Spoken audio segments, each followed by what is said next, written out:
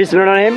আপনারা জানেন বাংলাদেশের প্রধানমন্ত্রী জনাব তারেক রহমান আজকে টাঙ্গাইলের ফারুক স্টেডিয়াম মাঠে আসবেন। তিনি তার নির্বাচনের ইস্তিহারের ঘোষণা অনুযায়ী কৃষক কার্ড এই টাঙ্গাইলের মাটি থেকে উদ্বোধন করবেন। তার জন্য আমরা টাঙ্গাইলবাসী অত্যন্ত গর্বিত।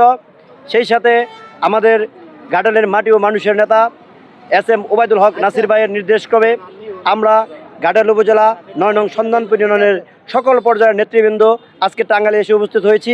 আমরা অল্প কিছুক্ষণের মধ্যেই আমাদের একটি বিশাল মিছিল নিয়ে আমরা জনাব তারেক রহমানের যে উদ্বোধন অনুষ্ঠান সেই উদ্বোধন অনুষ্ঠানে উপস্থিত হব।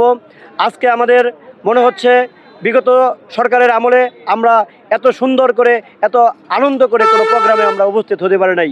সেই স্বৈরাচারের পতনের পর আমরা স্বাধীন বাংলাদেশে একদম সুন্দর এবং সুশৃঙ্খলভাবে প্রোগ্রাম করতে পারছি। এর জন্য মহান আল্লাহর দরবারে শুকরিয়া জ্ঞাপন করছি।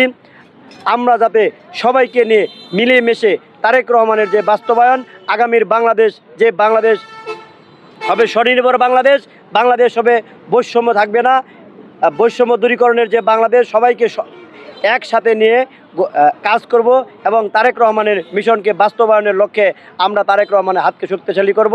এবং আমি নেতাকর্মীদের উদ্দেশ্যে বলবো, আমরা ঘাটাল থেকে তথা সন্ধানপুর থেকে যারা এসেছি, যতক্ষণ পর্যন্ত আমার প্রাণপ্রিয় নেতা জনাব তারেক রহমানের বক্তব্য শেষ না হবে ততক্ষণ পর্যন্ত আমরা সুশৃঙ্খলভাবে এবং ধৈর্য সহকারে সেই সভাস্থলে উপস্থিত বসবো এবং যতক্ষণ পর্যন্ত তার বক্তব্য শেষ না হবে ততক্ষণ পর্যন্ত আমরা সেখানে উপস্থিত থাকব।